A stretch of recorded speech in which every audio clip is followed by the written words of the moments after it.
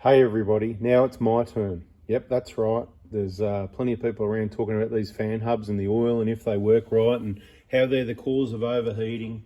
Now it's my turn to share with you once again, if you missed it last time, the main causes of overheating and what I've found with these fan hubs. And then I've gone ahead and replaced the one on our 120 Prada that's done over 400,000 Ks. This is it. Put a new one there. That's the part number over here on the box. Pretty expensive. I'm going from memory. It was about 400 or 500 bucks worth, somewhere around there. And of course, there was nothing wrong with it. So that's my belief. I'll give you a little bit of information about these. I'm not the expert on them, that's for sure. Over the years, I've done my fair share of homework and self-education, that sort of thing. And there seems to be no definitive answers on a number of things. Some people seem to believe that Toyota get it wrong with these, like they regularly get it wrong. They put the wrong amount of fluid and they don't work right. Funny thing is, on the 1KD FTV, for example, which we see a lot of, used to see the 1KZs, we see the V6s, we used to see more of them years ago, before fuel prices went up and people could afford to bring them to us to get them serviced. But anyway, that's another story. But the point is, never saw a problem with a fan hub, right? Now, I'm not saying there's not a faulty one, but our experience is I've never seen a problem with a fan hub, being able to say one of these fan hubs isn't working correctly. This one I thought was suspicious, because when you accelerate, if you do a firmer acceleration, when you get near about 3,000 revs, you can really hear the fan loud, where other cars that I've driven, or as I said, we see a lot of these, road tested a lot of them, didn't hear the same thing. So I thought maybe this one's dodgy, but the car's never overheated. Now, let's go back to a couple of basics first. And I could probably wrap this up in 5 or 10 minutes, but I'd rather give you all the information. Now, I would hope that everybody knows from watching my videos, but not everybody has, that the fan hub and the fan is not for cooling the engine coolant when it's traveling at speed. So when you're traveling at 80, 90 or 100, it doesn't matter about your fan hub and your fan, because you're traveling into the bloody breeze at 100 Ks an hour or 80 or whatever it is, enough airflow. But for that matter, probably even 60. There's plenty of air coming on the front of the vehicle. That's why it's got a grill at the front and a radiator, and there's all these plastic, shrouds and things directing things where the air needs to go, okay? Now the fan's still there, but again, at higher speeds and higher revs, that's why it's got a viscous hub on it that turns. The fan's connected to this part, right, on these bolts here, and this is connected to the water pump, and that's why that slips at different speeds and conditions, that sort of thing. Now, later in the video, I can go through a bit more information, and I've actually got a page open here where someone's done a write-up, and it's actually pretty good, and it'd be easier for me to read you that than just waffle on and try and explain it myself. So this is for when you're, moving slowly in city traffic, where you should have your petrol hybrid anyway. But if you happen to have your Prado, diesel, petrol, V6, whatever it is, that's when you want the fan to be engaged. The valves are controlled by the spring. Heat affects that. I'm not going to go into too much detail at the moment. And that's what controls it. So when things get to temperature, then it's sort of locked up, and then you get plenty of, it's a big engine fan, right? And you get plenty of airflow pulled through the radiator to keep the thing cool once you move. So that's pretty straightforward, right? So that would mean we would need to have these vehicles overheating in slow moving environments for this to be in question. Yet for over a decade now, I've seen people talking about these online on Facebook groups or other forums and whatever, like, oh, my car's overheating, this, that, and the other. And people fluffing around with these things, adding this silicon fluid in there, right? And if you could try and get a definitive answer out of anyone anywhere, and there's no point going to a Toyota workshop manual, because I haven't bothered looking yet, but whether they tell you or not, that's one thing. And whether it's right or not is the other, because there is aftermarket people that have got a strong belief that Toyota are putting the wrong amount of oil in these. So there's no point following their procedure. So then you try and find it from these people, well, what is the right procedure and the right amount of oil? And of course, you just can't get to the bottom of it, right? Because it's complicated apparently. So what we're gonna do, just for fun and game, this is our spare now, there's nothing wrong with it. So this is 500 bucks worth, or it's used, what is it? It's 300 bucks worth. But what I'm gonna do for entertainment, I'm gonna take the screws out. That's what splits the two halves in half. The oil is quite thick, and the old stuff in there is probably even thicker, so I don't expect it's gonna be a big mess. I'll get some tools ready, I'll crack these loose, and let's open it up and see what's going on inside. Before I do, one of the main points I'd like to make, if it was low on fluid, you would see a fluid leak, would you not? You can clearly see this has got no fluid leak, had no fluid leak. I can't see any issues with any sort of fluid leak, whatever. If anything, man, is that a light amount of oil there? I mean, I'm not going to go as far as to say that is, but surely from centrifugal force, you know what that is, it's going to throw any oil out here and it was going to get messy. And of course, the seal where it splits in there, there'll be an O-ring or something. I've never opened up one of these before, so I'm a first timer with you on camera. So let me crack these screws loose. Look, for me getting those on, I'll just use my old snap-on Phillips head, which is quality, and put the old 7/16 spanner on here to make it a bit easier. With full force, I could just crack the screws loose, but it was much easier when putting the spanner on. So I'll just loosen those up, and let's just get those off and have a look what's in there. So I've just got the screws out, and something I finally remembered to do this time, so I can have a hope of putting it back together the same way.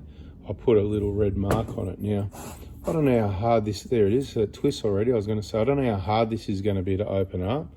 I can't remember if you meant to have it this way or the other way. I've got a feeling, yeah, I really can't remember, but at the end of the day, I got this oil out because I just want to also show you like how thick it is, right? So you got an idea, right? It is like honey on a warm day. You know, honey would be thicker, but yeah, it's quite thick, right? So just to give you an idea of that. So I'm not expecting all this oil to run out everywhere, but you never know. So let's make some space, right? Let's make some space. Let's see what happens. This is the guinea pig run, right? So what I might do is just lift it up, pull like that. Oh, there it is. And quickly just spin it around. First thing I'll do, I'll get this O-ring out of the way because it's my belief.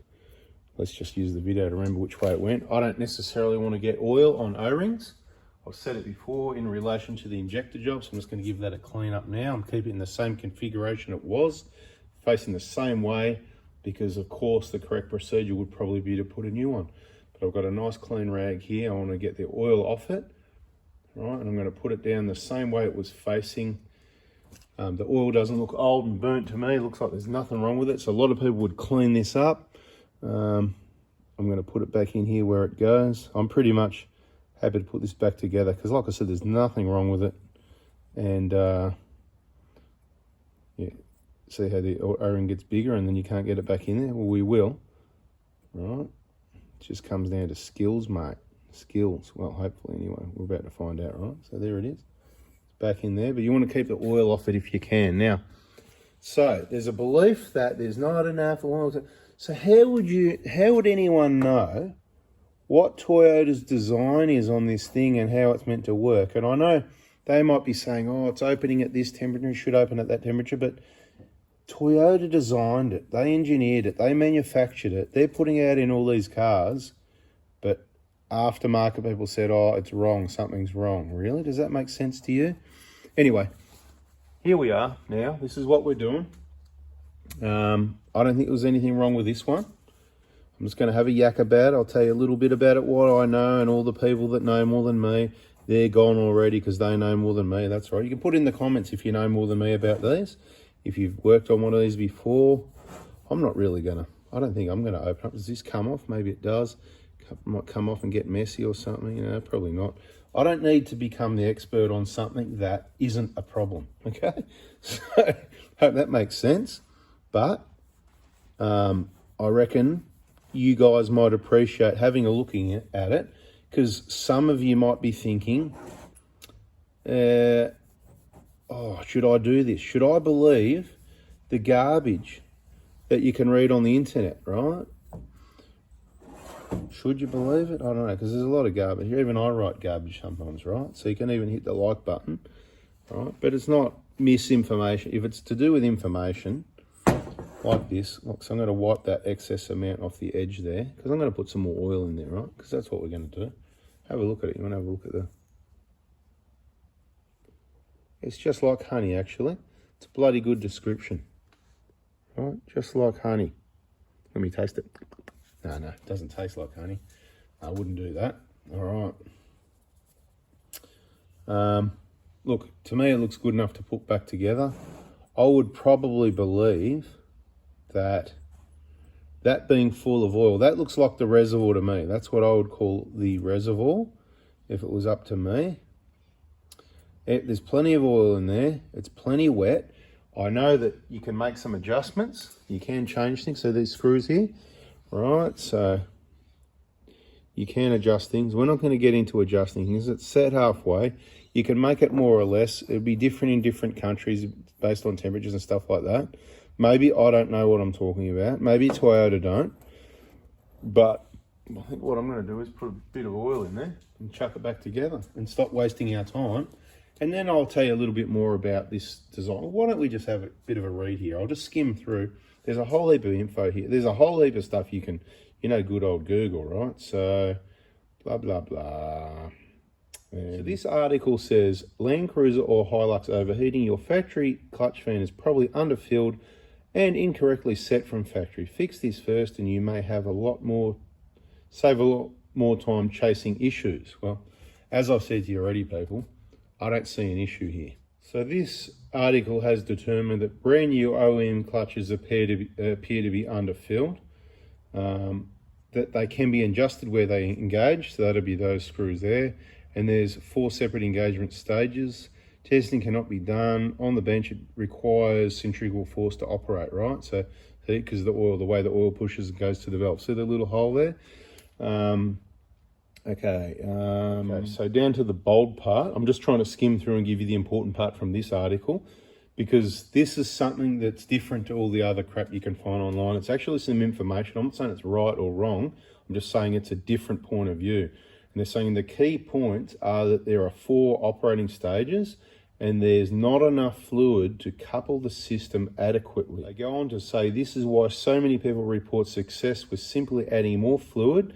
Adding fluid means that when the system is operating with the valve fully open, the rings are full of silicon fluid and not partly full.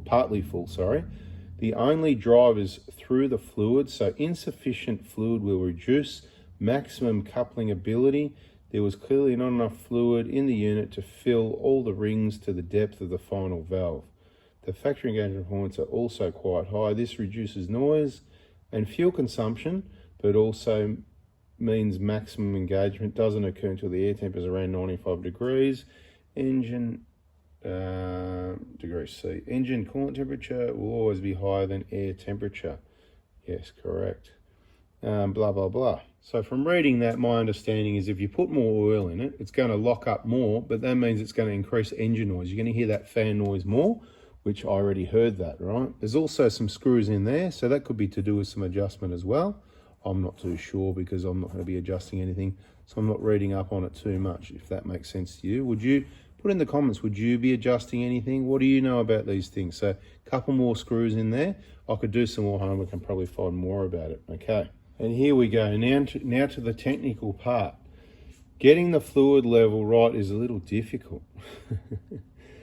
and involves some guesswork. Well, like I said, I don't like guessing, so this is where it all comes to, right? And so we're going to ask Toyota. Guesswork. Do they know? Is that they said it wrong in the first place? Who are we to believe? Well, believe me when I tell you I don't see any problems with these things. So this is the last area I'd go to. Let me keep reading. The minimum amount required is enough to fill the entire outer rim past the depth of the fins in both halves. This fully couples the unit. The maximum amount is when the reservoir in the front is full and overflows through the central hole. Overflows the central hole. Not so simple though, as full is controlled by centrifugal force, so when operating it fills the outside of the reservoir, not the bottom. Lucky there is a fair tolerance between the two. Over full will couple the fan all the time. See, you don't want it over full. Mine took 1.5 tubes of fluid in addition to the factory fill to stay a few millimeters below the level of the valve disc. So that's why we've got 2. Generally they say 2 is the magic answer, right? So there it is. There's the stuff. In case you want to play around, if you like playing around with things. I'm not suggesting you need to. You would need to eliminate, in my opinion, all the usual causes of overheating, which doesn't happen with Toyotas, to be quite honest, with these diesel, these 1KDs and, You know, look, if there's a problem, if you've got a leaking radiator and you lose coolant, a leaking water pump, coolant low is going to be a cause of overheating, right? So is your coolant okay? Is your radiator blocked? Is your thermostat working okay? If it is, then next is to look at the fan. But this isn't some old Falcon where the fan's not working right, and that's the sort of thing you can expect problems with. But so 1.5 tubes, there it is. In addition, that was in addition to the factory fill. So what are we going to do, people? So people, what am I going to do? Well, this is what I'm going to do. I'm going to leave that bottle in the bag, and I'm going to risk it for the biscuit, and we're going to place silicone oil, right? Here's the bottle, right? Lid's off. The lid is off. It's out of the bag. Now, you could pour it in this side, but it's just going to, I'm going to lift that lid back onto here. So what I'm thinking is, that's obviously already overflowing, but let's get some in there as well, because it's all going to end up in the same place anyway. I'm thinking to put one bottle in there, and then when we get a chance, I'll get this fan back on the vehicle and we'll see what difference it made, if any, right? It's just like honey, mate. It's amazing stuff. Right, so some people would completely wash this down. I think in some instructions it was talking about filling up this one over here as well, but I just reckon that'd make it hard to get it back together.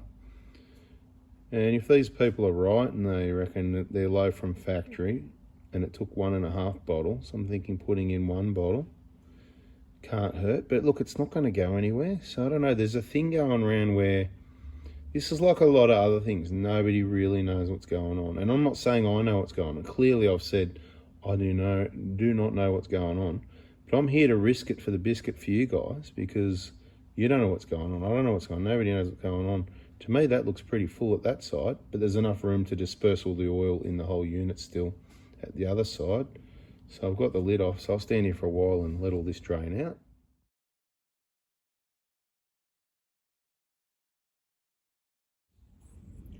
Well, that went on clean, so far so good. I don't see any issue with that.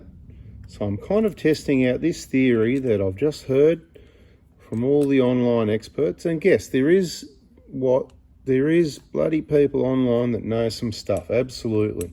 So I don't know if this is right or wrong. I'll look forward to seeing the comments for your experiences, what you've done.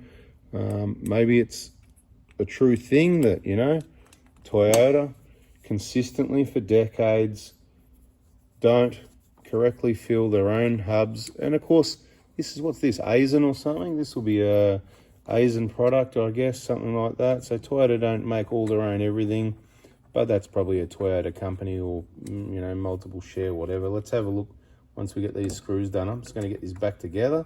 Just thought I'd do it on camera so I noticed, you know, I had a look at a couple of YouTube videos over the years on these things. You know, can't remember much, but I noticed, look, there's not much detail in the videos. I'm not saying there's a lot of detail in this, but they just say, oh, let's just, you know, and then next thing you know, it's apart. They don't show. That's why I wanted to, other than cracking those screws loose, because I took it over there and put it in the vise to hold it still while I did that. You know, I've put those red mark back at the side. I just believe in putting things back in the same place, even though when we did that tail shaft, if you've been watching the videos, I don't know if that's out yet, but even though when we did that tail shaft, we stuffed up, right? We forgot to mark it. So it came out and I went, oh, that's right. Oh. And none of it matters because the weights are on the outside. So I kind of went, I don't think it matters anyway. But then we did the best we could to put it back in the right spot. But look, no guesswork and just putting it back where it was. I haven't driven the car yet at speed, so let's get that done as well. The Commodore, you know. Now these are going to need to be basically as tight as I can get it with this Phillips head screwdriver will be the torque spec, because that's how tight they were in the first place. All right. And I will tighten those after the end of the video. In many passes is a good way to do things, right? But I just want to show you the general operation of it before it's back on the vehicle with 1 extra bottle of oil. So if you've got an issue with it overheating and you know your radiator's good, your coolant's good, your water pump's good, your thermostat's good and everything like that, which is going to be rare in any 1KD, this sort of thing. I've never heard of it. 1KD's overheating, not really underheating, because thermostats are stuck open. Rare, but it happens. Well, there's still a bit of oil left in there, a little bit.